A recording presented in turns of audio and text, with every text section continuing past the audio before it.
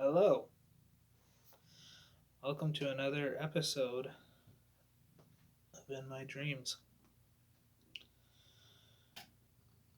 Um,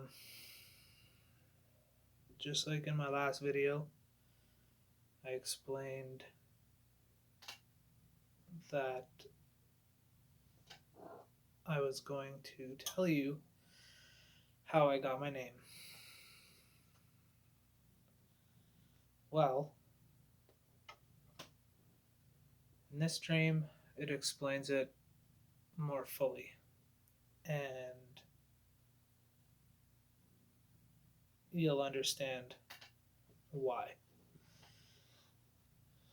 So, if you're just catching on, my name is AamiigaazoodM'kwa, Muka'am Anishinaabe. AamiigaazoodM'kwa, Muka'am Anishinaabe.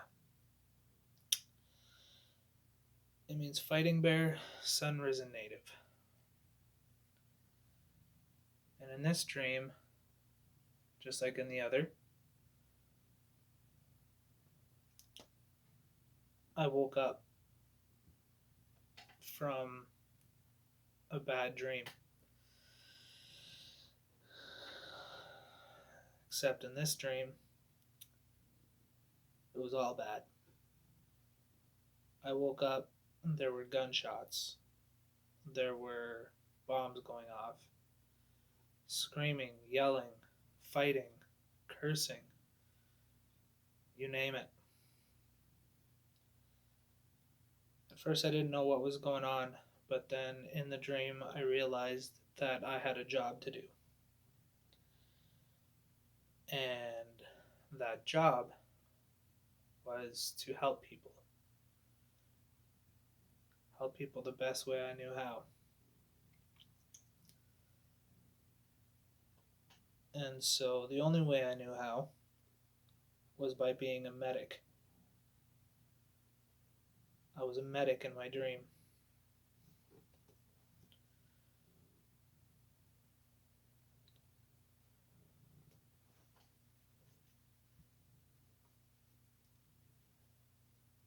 And guys, this dream taught me a lot about war. Because it didn't matter where I looked, there were bodies everywhere. Bloodied, blown to bits. I had markers in a bag that I was carrying around, and I just kept placing them on the dead bodies. But if I felt a live one, I had to treat that person and put a marker on him. Put a different marker on him.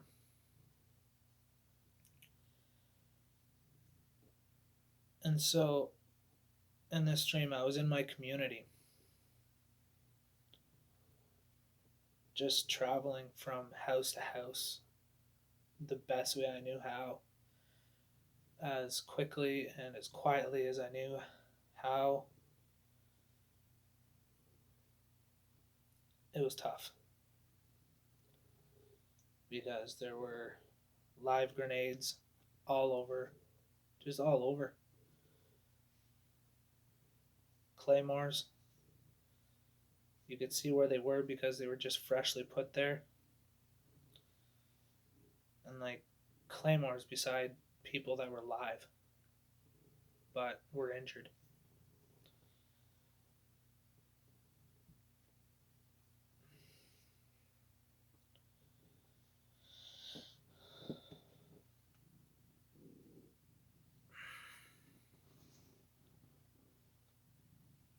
It was quite the dream.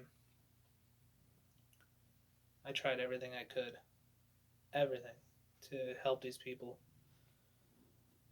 And I ended up getting in a canoe because there were people on the islands fighting. People that had swam over with scuba gear into the islands to fight, to kill. And I was traveling through the trees through the poison ivy, through the poison oak, everything. Just overgrew everything. And there was blood, guts everywhere, all over the trees, the leaves. There were still warm rounds on the ground.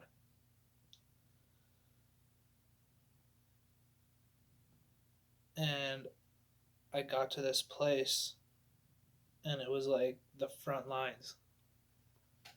There were so many gunshots going on, so many bombs going off, so many claymores everywhere. And I was just tagging people left and right, trying to help them, trying to use what I had. There were boxes hidden underground with the littlest markers that I had to look for that had supplies in them. And I had to pick those up along the way.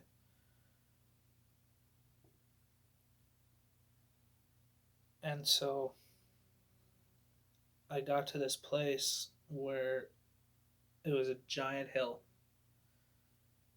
and it was just starting to get sunny out. The sun was just starting to come over this hill. And I heard drums, like native drums. I didn't know what they were saying. I didn't know what language it was. It was just a language that I never heard before.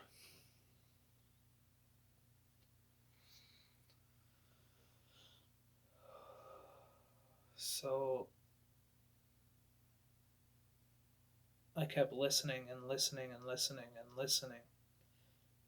And as I went closer to the sound, my heart started beating even faster. It's faster and faster. And all of a sudden, this giant native man in full regalia. And if you don't know what that means, it means like a dance suit, a dance outfit. Easiest way I can put it. I know it's not the right way, but that's how I can put it so you'll understand. And he just stood there, and everything started getting quiet. The gunshots were getting less and less. The bombs were getting less and less. The screaming was getting tolerable. And this huge man, I mean, like, he had to be 20, 30, 40 feet tall. He just towered over everything, trees even. And the sun went over his head, and he raised his hand, and then everything went silent, just silent. And he started speaking in a language that I've never heard before. I don't know what it meant, but I think it meant to stop fighting.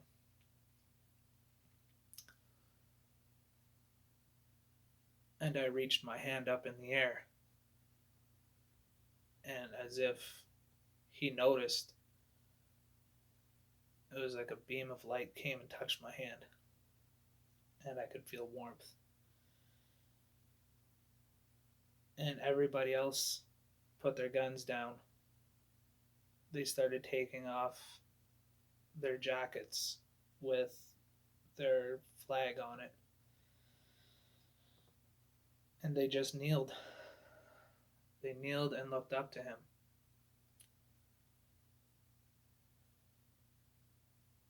And so, with that, he said something. again, and we all stood up and started hugging each other. And at that moment, I woke up. I went to an elder to speak to him about my dreams. And then that's when he told me that I'm no longer M'kwa, and my name should include M'kwa, which is bear. And so he felt that with whatever name that I come up with, that it should represent something in the dream or dreams that I've been having. So, fighting bear. AamiigaazoodM'kwa. It means that I fight for those who need it. I help those who want it. I try and give the best speeches that I possibly can to those who need the help. And I try and understand them. I try and see their level, eye to eye. And I try and help their spirit become a little better.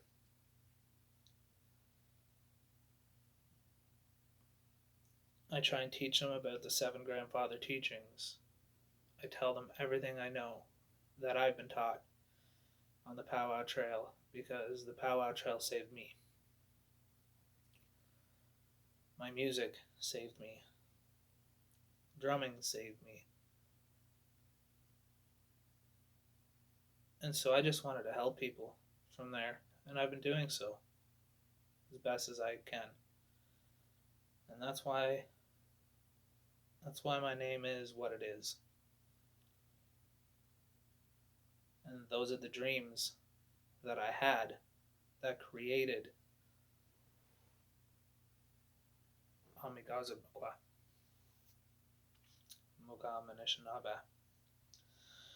The Muka'a came on the powwow trail. I earned those for everything that I helped. The sunrisen part came because I was always up for sunrise ceremony. I was always there to lay my medicines, to get another teaching, to learn. And the Anishinaabe came because of a dream I had as well. But that is another story. Guys,